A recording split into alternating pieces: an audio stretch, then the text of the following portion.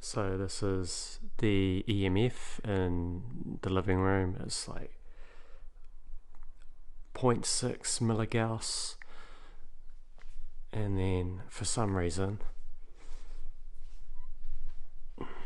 when I get it into my room and do measurements in there, it always jumps up like between about 8 p.m. and about 4 a.m. It's up to like 1.5, 1, 2, sort of at least between 1 and 2. So it's pretty much 3 times higher than the rest of the house for some reason. It's kind of like pinging around a lot as well, fluctuating a lot. Even as I move around the room, it kind of goes up and down quite a lot. And I don't have absolutely any electrics running most of the time. That light's not doing much unless I hold it way up to it, and even then it's not really doing anything. So I don't know exactly why it is. This isn't a directional EMF meter or anything. I don't really get any results when I put it on electric or radio, microwave. It's just the EMFs.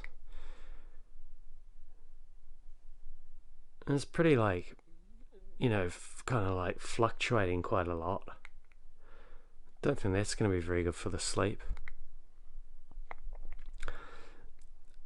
But this is only a basic tri-field meter. It only goes up to 3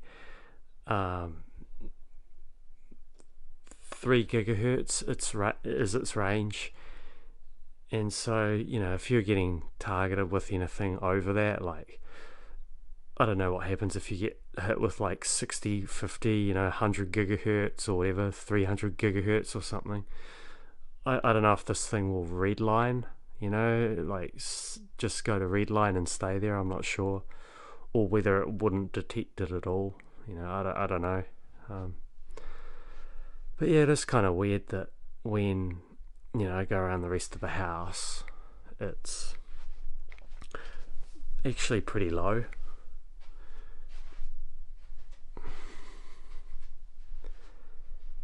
You can see it's dropping down to 0.6.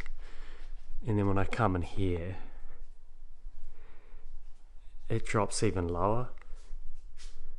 Really low. I often feel better in here as well. And then when I'm in the park, sometimes I sleep in the park in the day in my van, and it's literally at 0. There's no fluctuation. The needle's not flickering away, like it is in my room. And I sleep like a baby, maybe not like a baby, but I sleep soundly. I don't wake up with the Wi-Fi flu, with the dry eyes or the brain fog, feeling hungover and groggy and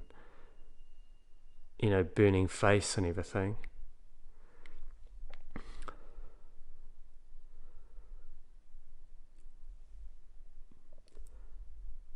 So this only goes up to 3 gigahertz. It would be interesting to buy one that went up to say 10 gigahertz, because from what I understand, the surveillance bugs and stuff are apparently generally between 6 and 8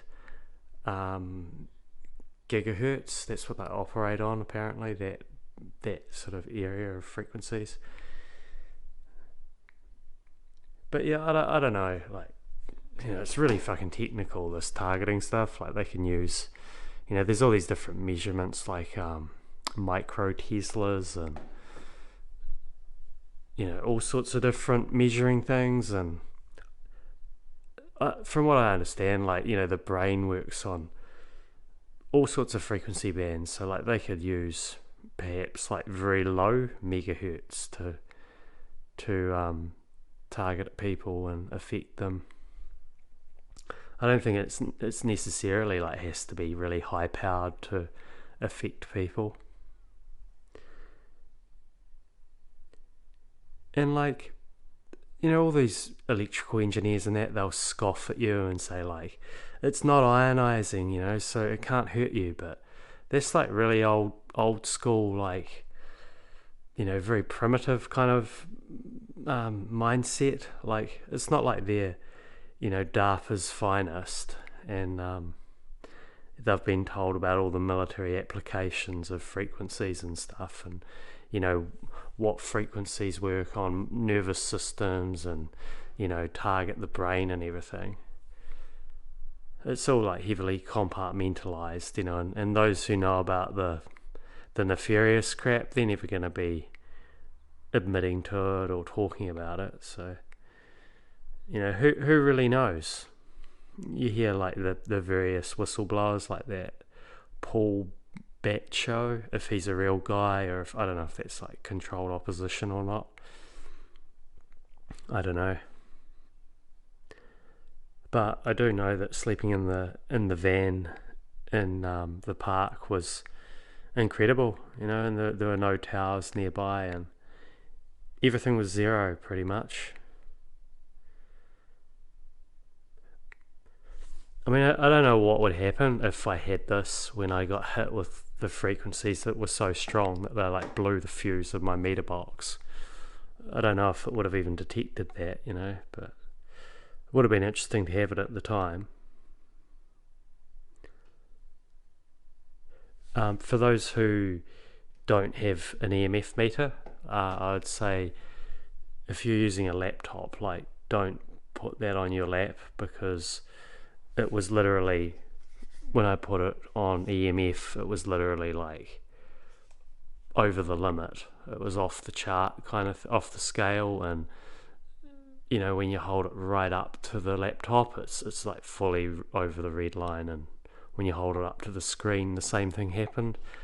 So it's kind of like the distance, made it the more you move it away, the more dramatically it would reduce. So I generally have like the laptop about 1.5 meters away from me, and I use an external, a separate keyboard and mouse.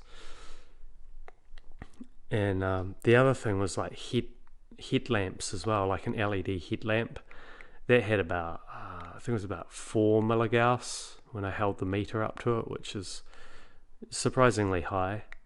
I wouldn't want to have that on my head all night, especially right in the front of the forehead.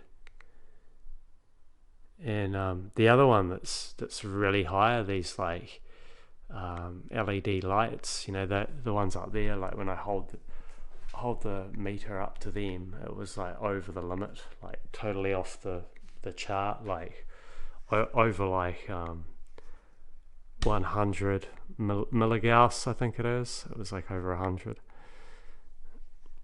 But then, like, when I held it at head height, it would drop down to like 4 milligauss. So a huge difference when you move it away a bit.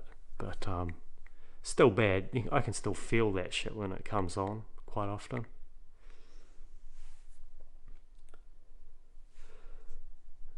So yeah, just mentioning that in case anyone was concerned and wondered.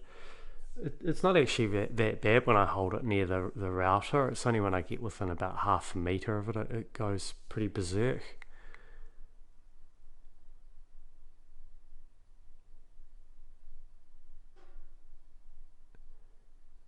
Yeah, it was interesting walking around the park that I go to with the ducks. There are a few little areas where it would spike quite a bit, sort of like 5 or 6 milligauss. It would just suddenly ping up to. I don't think that was like a deliberate attack or anything. I think it was just certain spots of the park for whatever reason.